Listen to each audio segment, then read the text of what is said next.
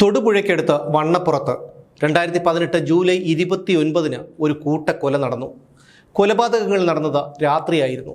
കൊലപ്പെടുത്തിയത് തലയ്ക്കടിച്ചും വെട്ടിയും കുത്തിയും. കൊല്ലപ്പെട്ടത് ഒരു കുടുംബത്തിലെ 4 പേരായിരുന്നു. വണ്ണപ്പുറം കമ്പകക്കാനം കാനാട്ട് വീട്ടിൽ കൃഷ്ണൻ എന്ന 52-കാരനും അയാളുടെ ഭാര്യ സുശീലയും മക്കളായ ആർഷയും അർജുനുമായിരുന്നു കൊല്ലപ്പെട്ടത്. കൊലപ്പെടുത്തിയ ശേഷം സുശീലയുടെയും ആർഷയുടെയും മൃതദേഹങ്ങളിൽ കൊലയാളികൾ മാനഭംഗം നടത്തി.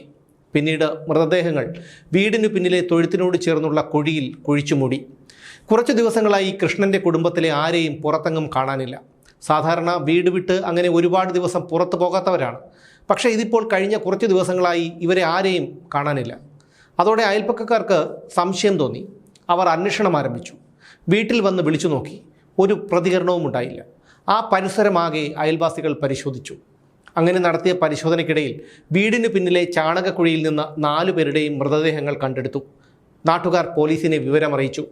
സ്ഥലത്തെത്തിയ പോലീസ് മൃതദേഹങ്ങൾ പരിശോധിച്ചു. മൃതദേഹങ്ങളുടെ ശരീരത്തിൻ്റെ പല ഭാഗങ്ങളിലും വെട്ടും കുത്തുമേറ്റ അടയാളങ്ങളുണ്ടായിരുന്നു. തലയിൽ ചുറ്റിക പോലെയുള്ള എന്തോ ആയുധം കൊണ്ട് അടിച്ചതിൻ്റെ ഫലമായി തല പൊട്ടിയിരുന്നു. നടപടിക്രമങ്ങളെല്ലാം പൂർത്തിയാക്കിയതിനു ശേഷം മൃതദേഹങ്ങൾ പോസ്റ്റ്മോർട്ടത്തിനയച്ചു. പോസ്റ്റ്മോർട്ടത്തിലാണ് കൊല്ലപ്പെട്ട സുശീലയും ആർഷയും മാനഭംഗത്തിനിരയായതായി തെളിഞ്ഞത്. പോലീസ് അന്വേഷണം ആരംഭിച്ചു. അയൽക്കാരെയും നാട്ടുകാരെയും ബന്ധുക്കളെയും ഒക്കെ ചോദ്യം ചെയ്തു. ഇങ്ങനെ പലരോടും കാര്യങ്ങൾ അന്വേഷിക്കുന്നതിനിടയിൽ കൊല്ലപ്പെട്ടവരുടെ ബന്ധുക്കൾ പോലീസിനോട് ചില വിവരങ്ങൾ പറഞ്ഞു. അവർ പറഞ്ഞത് ഇങ്ങനെയാണ്: കൃഷ്ണൻ്റെ വീട്ടിൽ പലപ്പോഴും ഒരു ചെറുപ്പക്കാരൻ വരാറുണ്ട്. ഒരു 10-30 വയസ്സ് തോന്നിക്കും. താടി വെച്ചിട്ടുണ്ട്. മോട്ടോർ സൈക്കിളിലാണ് വരാറുള്ളത്. ഇയാൾ ആരാണെന്നോ എവിടെ നിന്നാണ് വരുന്നതെന്നോ ഇയാളുടെ വീടെവിടെയാണെന്നോ ഒന്നും ആർക്കും അറിയില്ല. പക്ഷേ ഈ ചെറുപ്പക്കാരനോടൊപ്പം ബൈക്കിൽ കയറി കൃഷ്ണൻ എവിടേക്കോ പോകുന്നത് പലരും പലപ്പോഴും കണ്ടിട്ടുണ്ട്. കൂട്ടക്കൊല നടന്ന വിവരം നാടാകെ പരന്നിരുന്നു. മാത്രമല്ല പത്രങ്ങളിലും ചാനലുകളിലുമൊക്കെ ഈ വാർത്ത വന്നിരുന്നു. എന്നിട്ടും ഈ ചെറുപ്പക്കാരൻ മാത്രം അവിടെ എത്തിയില്ല. ഇത് ബന്ധുക്കളിൽ സംശയമുണ്ടാക്കി. അവരിക്കാര്യം പോലീസിനോട് പറഞ്ഞു. കൊല്ലപ്പെട്ട കൃഷ്ണൻ മന്ത്രവാദവും ആഭിചാര കർമ്മങ്ങളുമൊക്കെ ചെയ്യുന്ന ഒരാളായിരുന്നു. മന്ത്രവാദങ്ങൾക്കും കർമ്മങ്ങൾക്കുമൊക്കെയായി അയാളുടെ വീട്ടിൽ പലരും വരാറുണ്ട്. അവരിൽ പലരെയും നാട്ടുകാർക്കോ അയൽക്കാർക്കോ പരിചയവുമില്ലായിരുന്നു. അന്നത്തെ തൊടുപുഴ ഡിവൈഎസ്പി KP ജോസിൻ്റെ നേതൃത്വത്തിലായിരുന്നു അന്വേഷണം. പോലീസ് കൃഷ്ണൻ്റെ വീട്ടിൽ സാധാരണയായി വരുന്ന കാറുകളെ ചുറ്റിപ്പറ്റി അന്വേഷണം നടത്തി. കൊലപാതകം നടന്ന രാത്രിയിൽ ഈ കാറുകളിൽ ഏതെങ്കിലും കമ്പകക്കാനത്തോ കൃഷ്ണൻ്റെ വീട്ടുപരിസരത്തോ എത്തിയിട്ടുണ്ടോ എന്നറിയാൻ ലഭ്യമായ CCTV ദൃശ്യങ്ങൾ പരിശോധിച്ചു.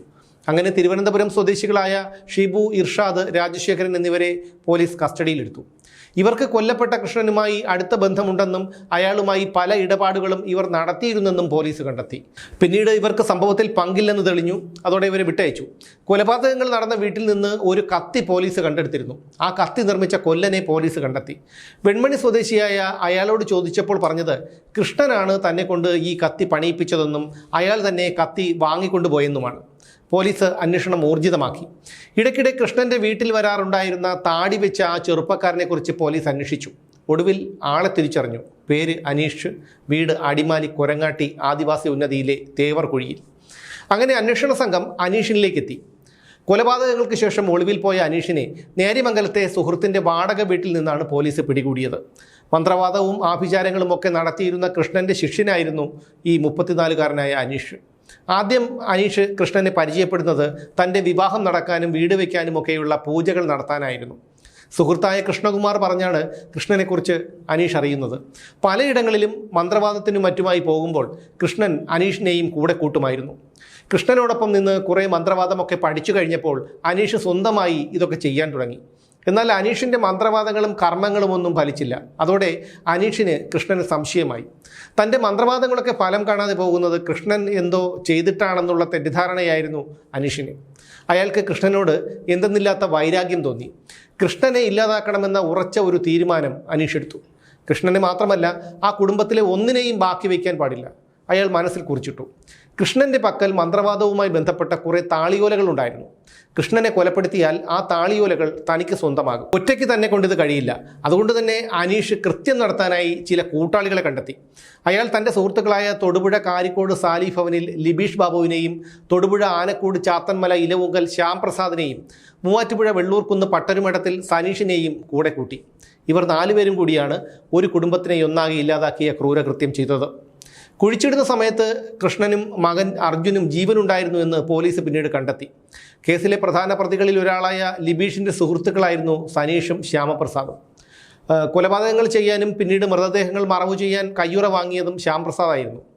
കൊലപാതകത്തിന് ശേഷം എല്ലാവരും കൂടിയിരുന്ന് മദ്യപിച്ചു. കൊലപാതകങ്ങൾ നടത്തിയതിനു ശേഷം കൃഷ്ണൻ്റെ വീട്ടിൽ നിന്ന് കവർച്ച ചെയ്ത സ്വർണ്ണാഭരണങ്ങൾ സനീഷാണ് 40,000 രൂപയ്ക്ക് പണയം വെച്ചത്. സ്വർണം പണയം വെച്ചതിന് കൂലിയായി 20,000 രൂപയും സനീഷ് വാങ്ങി. കൃഷ്ണൻ്റെ വീട്ടിൽ നിന്ന് പ്രതികൾ കവർന്നത് 3,500 രൂപയും 20 പവൻ്റെ സ്വർണ്ണാഭരണങ്ങളുമായിരുന്നു.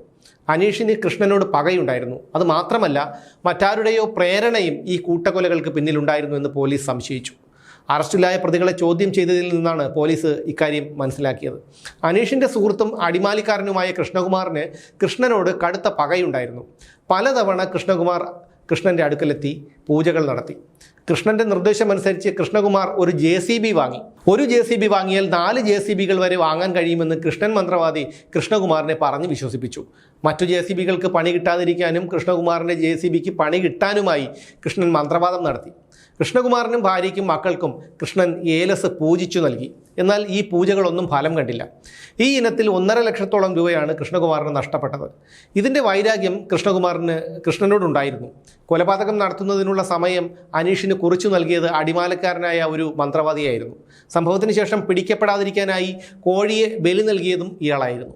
മന്ത്രവാദവുമായി ബന്ധപ്പെട്ട താളിയോലകൾ കൈക്കലാക്കാനാണ് കൊലപാതകങ്ങൾ നടത്തിയതെന്നായിരുന്നു ആദ്യം പുറത്തു വന്ന വിവരം. എന്നാൽ വീട്ടിലുണ്ടായിരുന്ന സ്വർണ്ണാഭരണങ്ങൾ മോഷ്ടിക്കാനുള്ള ആസൂത്രിതമായ കൂട്ടക്കൊല എന്നാണ് പോലീസ് കോടതിയിൽ സമർപ്പിച്ച കുറ്റപത്രത്തിൽ പറഞ്ഞിരുന്നത്. കൃഷ്ണൻ്റെ വീടുമായി വളരെ അടുത്തിടപഴകിയിരുന്ന അനീഷിന് വീട്ടിൽ സ്വർണം സൂക്ഷിച്ചിട്ടുണ്ടെന്നുള്ള കാര്യം അറിയാമായിരുന്നു. കേസിൽ ദൃക്സാക്ഷികൾ ആരുമില്ലായിരുന്നു. ഉണ്ടായിരുന്നത് സാഹചര്യ തെളിവുകൾ മാത്രം.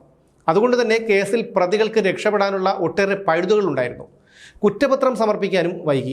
ഇക്കാരണങ്ങളൊക്കെ കൊണ്ട് പ്രതികൾക്ക് പല ഘട്ടങ്ങളിലായി കോടതി ജാമ്യം നൽകി. ജയിലിൽ മാനസികാസ്വാസ്ഥ്യം പ്രകടിപ്പിച്ച അനീഷിനെ തൃശ്ശൂരിലെ മാനസികാരോഗ്യ കേന്ദ്രത്തിലേക്ക് മാറ്റി. പിന്നീട് ഇയാൾക്ക് ജാമ്യം കിട്ടി. ഒന്നാം പ്രതിയായ അനീഷിനെ 2021 ഒക്ടോബറിൽ വീടിനുള്ളിൽ മരിച്ച നിലയിൽ കണ്ടെത്തി. ആ വീട്ടിൽ അയാൾ തനിച്ചാണ് താമസിച്ചിരുന്നത്. കേസിൽ അറസ്റ്റിലായ അനീഷ് 2 വർഷത്തോളം ജയിലിലായിരുന്നു. വിഷം കഴിച്ചാണ് അയാൾ ജീവനൊടുക്കിയത്. മൃതദേഹത്തിന് ഒരാഴ്ചയിലേറെ പഴക്കവും ഉണ്ടായിരുന്നു. വീടിനുള്ളിൽ നിന്ന് ദുർഗന്ധം വമിച്ചതോടെ അയൽപക്കത്ത് താമസിക്കുന്ന അനീഷിൻ്റെ സഹോദരൻ കരുണാകരൻ വന്ന് നോക്കിയപ്പോഴാണ് അയാളെ മരിച്ച നിലയിൽ കണ്ടെത്തിയത്. 21-ാം നൂറ്റാണ്ടായിട്ടും ഇന്നും അന്ധവിശ്വാസങ്ങൾക്ക് യാതൊരു കുറവുമില്ല എന്നുള്ളതിൻ്റെ തെളിവായിരുന്നു കമ്പകക്കാനം കൂട്ടക്കൊലക്കേസ്.